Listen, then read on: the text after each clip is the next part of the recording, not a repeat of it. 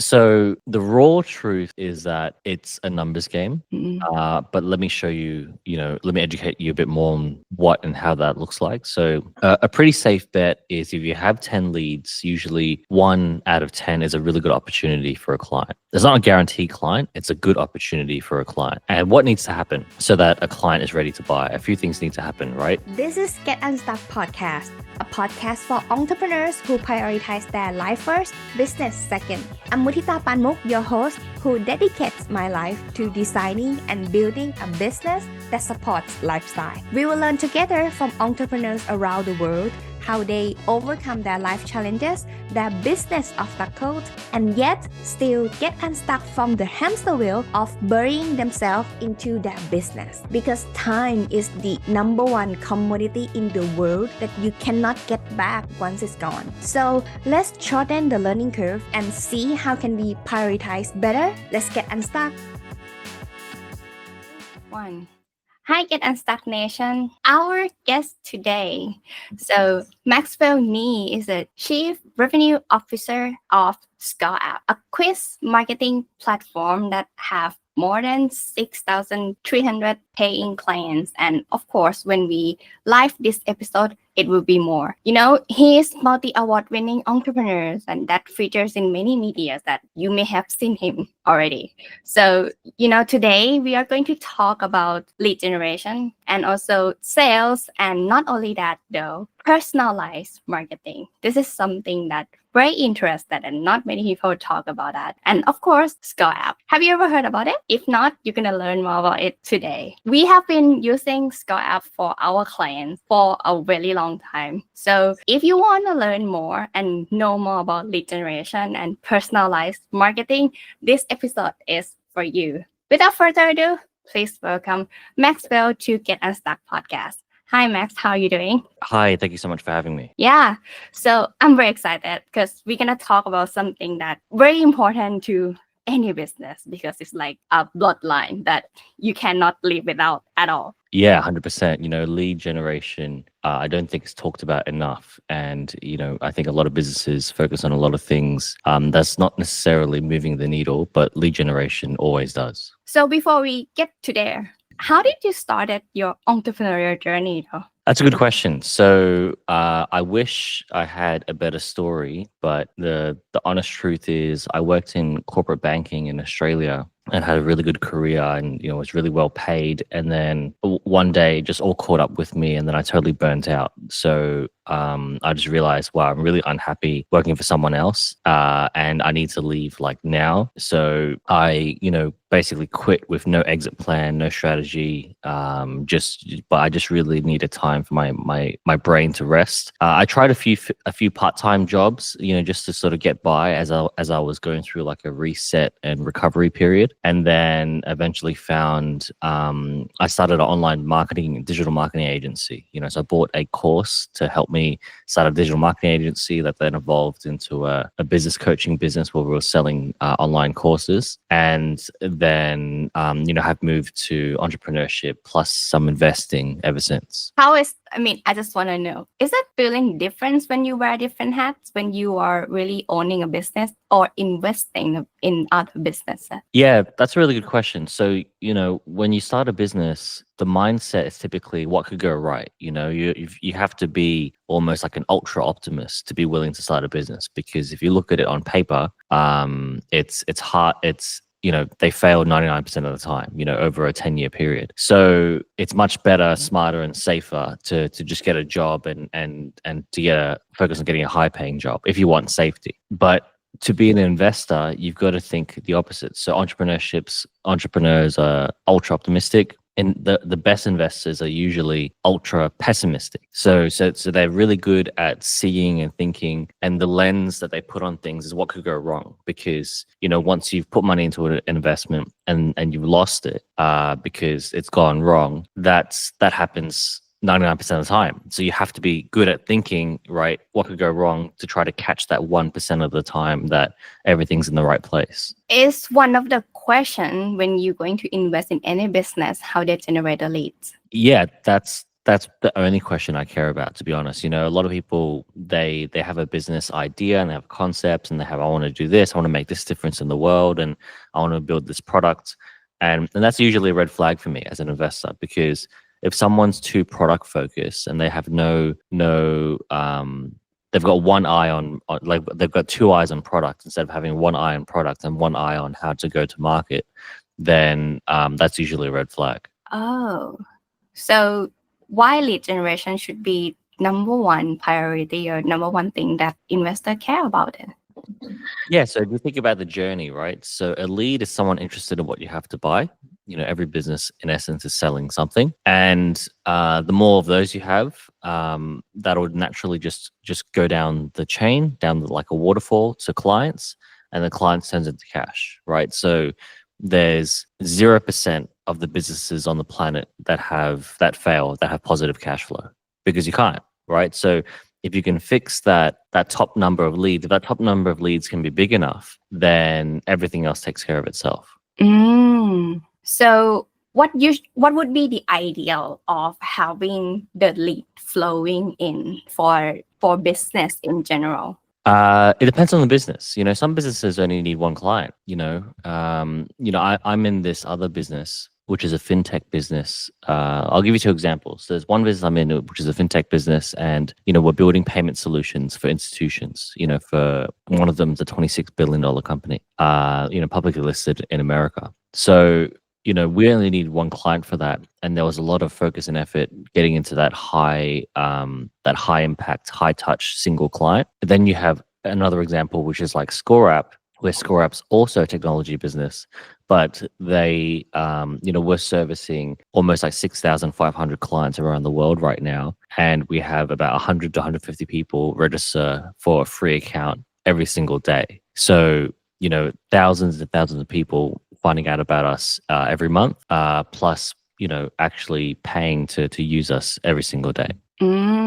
So when we plan for marketing strategy for the lead generation in particular, what would be the key to start doing that? Yeah, so your marketing, there's a few keys, right? So I'll give you an example. Apple launches a new iPhone every single year. The iPhone is new, but it's also the same.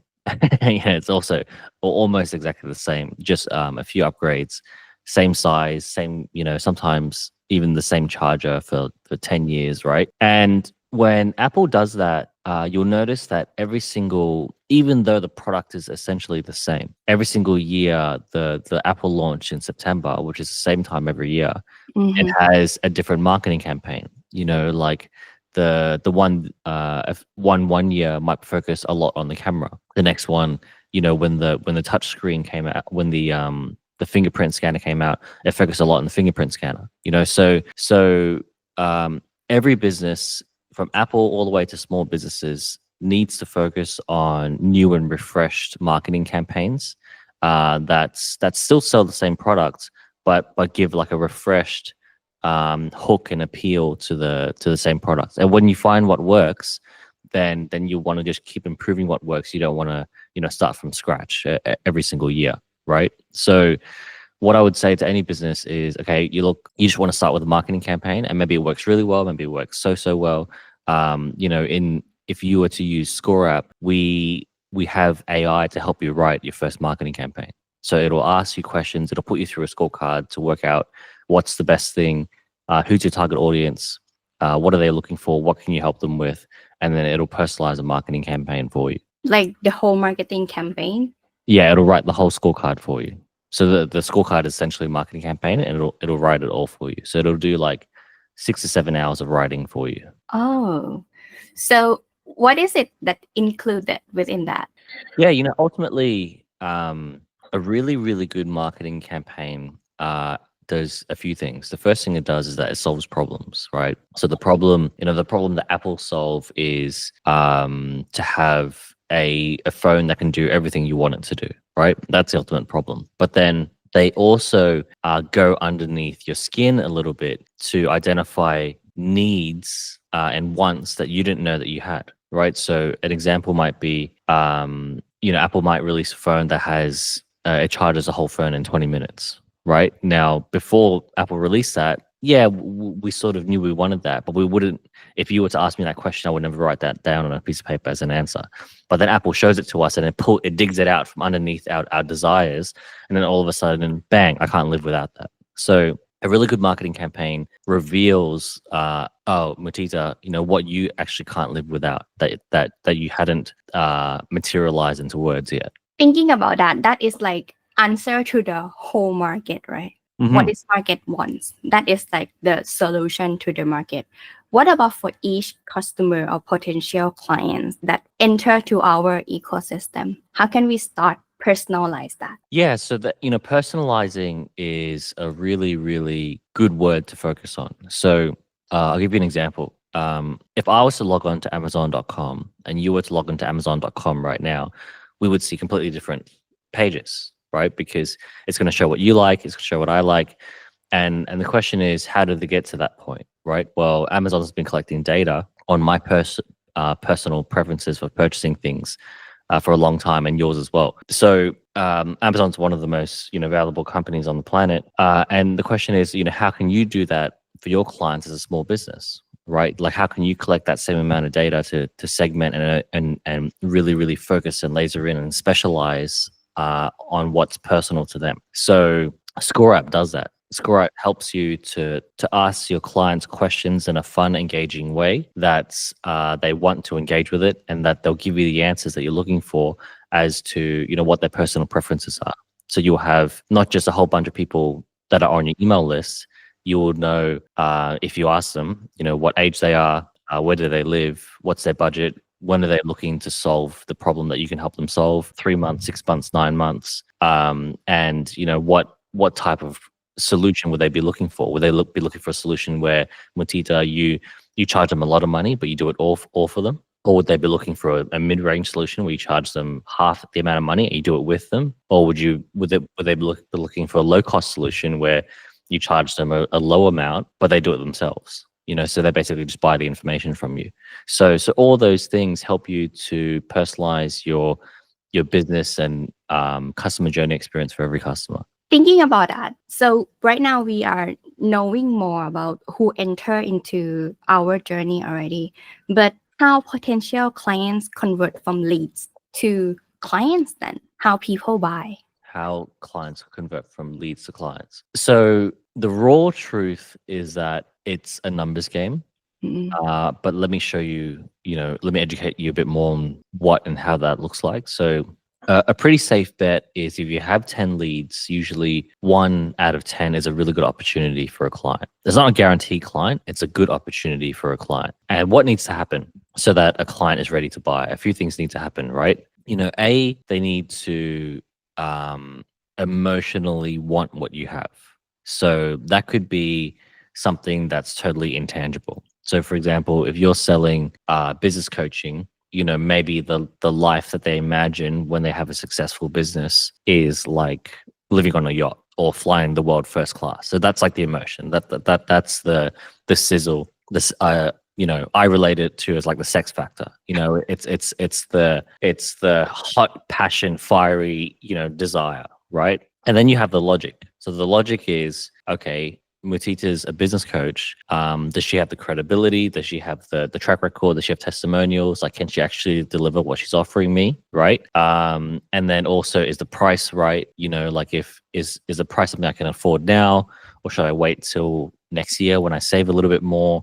So that's all the logical. So it's like emotion, logical, and then the last piece is urgency. So urgency is nothing happens without urgency. So urgency is when, like, yes, all these things sound like nice ideas, but in my head, I've already marked the date January 1st. In my head, I've already put a when. So the urgency has been pushed out to January 1st. So urgency is the trick. A lot of people can do the first two. They can get people excited about the vision and the car and the boat and the yacht and maybe even flying around the world to do charity work, like whatever that emotional desire is. And then there's a logic, which is how much does it cost and is it worth it? Can I afford it right now? But it's like the urgency. Like, how do you spark the urgency? Just like light the candle and it lights all the other candles in the room. Yeah. What is the difference between having a quiz and assessment, or letting them answer this? Yeah, so I see them as the same thing. I use both Ah, words interchangeably. Sometimes I'll describe ScoreApp as a quiz marketing platform. Sometimes I'll describe it as a online assessment. It's basically an online assessment tool. So both are accurate. But if you think about as to why it works, there's marketing books that talk about those really like trashy magazines, like find out which Hollywood star personality you're most like. yeah. Yeah, are you like a Brad Pitt or are you like a George Clooney, right? And that's just everyone knows that that's just like how you waste your time for 45 minutes, right? It's just how you numb your brain. You're turning your brain off. You're not absorbing anything useful, but I'm just going to do it because I need a bit of a break from using my brain. So that exact quiz has been used for almost 100 years now. There's marketing books about how that works, why it works well. That was written almost more than 100 years ago. In like 1912. So this tool and this strategy of getting people to helping people to self-discover and self-identify by answering a few questions and then giving them a personalized learning about themselves is a very, very compelling and powerful thing that has worked for a very long time. Because inherently, why does it work? It's interesting, it's fun. Everyone has that curiosity, and especially if we're best friends and you do the quiz and you get a result and we're right next to each other, I'm gonna, oh, what's mine? So it's like I don't want to miss out as well as and ultimately I believe it pulls a lot on the emotion of vanity, right? And everyone has that, because if no one had that, then if someone didn't have any vanity at all, they would never look in the mirror. And no one does that, right? So everyone looks in the mirror at least, once a day because they want to check things. So it's like that mirror. It's that mirror that you want to look at. Yeah. What is it that you like about ScoreApp? You wouldn't be able to experience this, but I really, really love the team. What I've really learned so in my last business, we went from 0 to 250K a month, so like more than $2 million a year in less than 2 years, and it was a crazy ride. And I look back and see like, wow, like not many people achieve that, especially in a business coaching space. Really, really saturated industry with a lot of noise. And it's because we had a really good team and we just sort of fumbled together a really, really good team.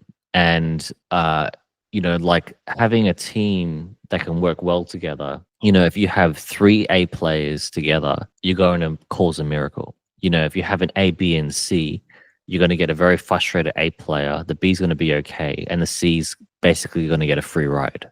It's going to get, it's going to be overpaid because the A player won't let the company fall below a B level. You know what I mean? So if you could just find 4 or 5 A players that can work well together, then by default the company will perform at an A level. If you think about like sport, if you put all the best basketball players in the same team, they might not play super, super well together, but the minimum that they will all play at will be higher than a B team, right? Because that's just who they are. So, from a business building standpoint, my last business, I hired and fired 50 people. So I know what it's like to work with an A, B, C, D, E, F type of person.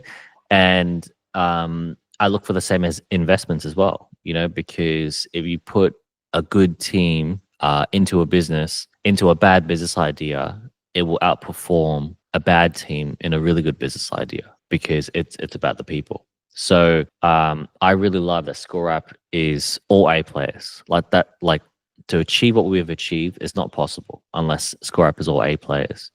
And B, it can be used by so many people. When I first thought of the idea, I thought, okay, there would be like a niche, right? Like a niche and a focus, and you just dominate that niche and focus, which is strategically the smartest thing to do when you build a business. But we have people using ScoreApp. Like it works really well for like coaches, consultants, authors, thought leaders, digital entrepreneurs, service providers. And we have people that do like emotional trauma healing and getting 10,000 leads. We have people doing personal branding and getting 800 leads in the first month. We have people doing financial planning and getting 100 leads every single month. Accountants, we have people doing architectural engineering consulting, right? And we also have people just doing HR and recruitment. So it's almost like we've created like a notepad that could be used by 100, 200 different niches, which is pretty amazing. In case anyone want to test how to use ScoreApp, where can they find it then? Yeah, so I'm not sure how quickly this gets out, but it's an exciting time of the year. We have a few promotions going on. So if you just jump onto ScoreApp, ScoreApp.com, you can find out more about it there. So I will make sure that I'll put the link around here in the description as well as in the show notes. Thank you so much, Max, for joining Get Unstuck Podcast today. I hope you have a great day ahead. Yeah, thank you.